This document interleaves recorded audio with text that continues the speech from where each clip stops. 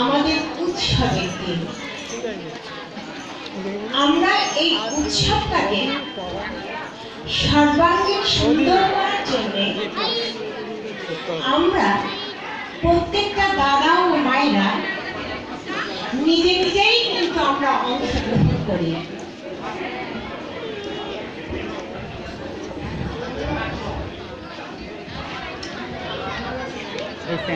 কারণ আমরা এই পরম পিতাকে খুব ভালোবাসি, তাই আমরা সকলে নিজে নিজে দায়িত্ব নিই। আমাদেরকে কাউকে এই উৎসবে দায়িত্ব দিতে হয় না, কারণ আমরা পরম পিতাকে ভালোবাসি এবং নিজেরাই দায়িত্ব নিই। তাই এই বছরে আমি নিজে নিজেই একটা দায়িত্ব নিয়েছিলাম, অনেক বড় দায়িত্ব নিয়েছিলাম, কিন্তু ভেবেছিলাম আমি এই দায়িত্বটা পূরণ করব। আজ সত্যি সত্যি আমি এই দায়িত্বটা পূরণ করেছি। আমি ভেবেছিলাম এবার পরম পিতার চরণে 100 মানুষকে নিয়ে আসব এবং 100 মানুষের দীক্ষা দেব। আজকে সত্যি সত্যি তা আমি ফুলফিল করতে পেরেছি। আমি 100 মানুষকে নিয়ে এসেছি এবং পরম পিতার চরণে তাদের সমর্পণ করতে পেরেছি। এবং তারা খুব আনন্দের সঙ্গে, খুবই আনন্দের সঙ্গে তারা এই দীক্ষা গ্রহণ করেছে, ঠাকুরের প্রসাদ খেয়েছে, খুব আনন্দ পেয়েছে। তারপর তারা নিজ নিজ স্থানে ফিরে গেছে। আমি হয়তো এই উৎসবে আজকে বেশি কথা বলতে পারবো না, কারণ আমি সকাল 7টায় বেরিয়ে গেছিলাম আর এই দিন 1:30টায় ঢুকেছি। আমার শরীর ও মন একটু ক্লান্ত হয়ে আছে, তাই আমি আপনাদের কাছে মাত্র 2 কথাই বলবো, আর বেশি কথা আজকে বলবার ক্ষমতা আমার নেই। যাই হোক, আমি যে 100 দীক্ষা নিয়েছিলাম, মনে মনে একটা শর্ত করেছিলাম, এটা শুধু আমার জন্য হয়নি, এর জন্য অক্লান্ত পরিশ্রম করেছে আমার বর সুশান্ত মুখার্জি, এবং আরো একজন চরম পরিশ্রম করেছে, সে আমার কন্যা তুল্য মৌসুমী।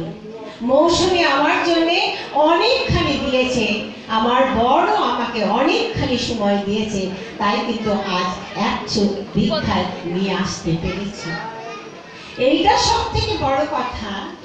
আজকে আমি এই যাজন করতে গিয়ে দেখলাম যে বহু মানুষ দীক্ষা নেওয়ার জন্য বসে আছে, অনেক মানুষ দীক্ষা নেওয়ার জন্য বসে আছে, শুধু আমাদের যাওয়ার অপেক্ষা।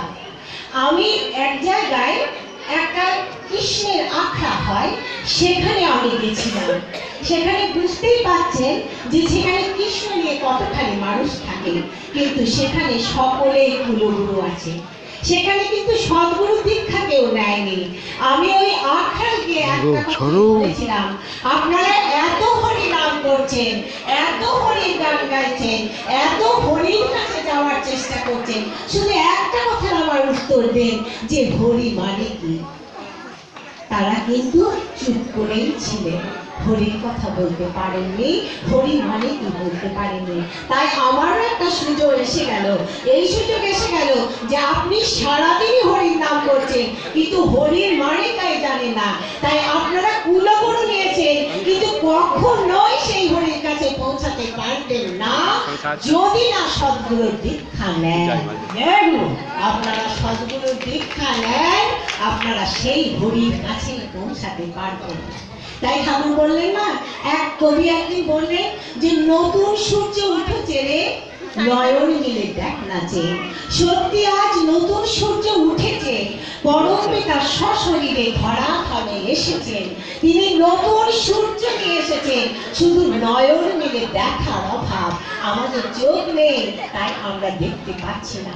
আজকে ঠাকুর বললেন যে লর্ড এসেছেন, গড এসেছেন, তোমরা প্রত্যেকে দাঁড়িয়ে দাঁড়িয়ে যাও, আমার কথা বলো, তাতে আমাকে কেউ গ্রহণ করুক আর না করুক, তোমার ফল কিন্তু তুমি পাবে পাবে। তাই ঠাকুর যে বললেন না, দাঁড়িয়ে দাঁড়িয়ে যাও। আজকে আমি সত্যি সত্যি সত্যি 4টে গ্রামে গেছি, আমি প্রত্যেকটা মানুষের দাঁড়ে দাঁড়ে গেছি, আর প্রত্যেকটা মানুষকে আমি দেখেছি, প্রত্যেকটা মানুষই চায় সদ্গুরু দীক্ষা নিতে, কিন্তু আমার যাওয়া হয়নি, তাই তারা গ্রহণ করতে পারেনি, পরমপিতাকে এখনো স্থান দিতে পারেনি। তাই প্রত্যেককে বলি, এই যে ঠাকুর একবার বললে না যে এই হরিনাম নয় রে ভাই, আরো হরিনাম আছে, আর যে হরিনাম নিয়ে যেতে পারে সেই হরিনামের কাছে। কি বললেন? বললেন এই হরিনাম নয় রে ভাই, আমরা সারাদিন হরিনাম করি, হরির কথা সবসময় বলতে থাকি, কিন্তু হরির কাছে পৌঁছাতে আমরা কেউ পারি না। কারণ ঠাকুর বলেন এই হরিনাম নয় রে ভাই, আরো হরিনাম আছে।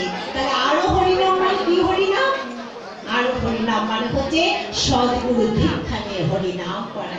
আপনারা একবার আমরা যারা হরিনাম করি, তাহলে কিন্তু সত্যি সত্যি আমরা পরমপিতার কাছে অনেকখানি পৌঁছাতে পারি।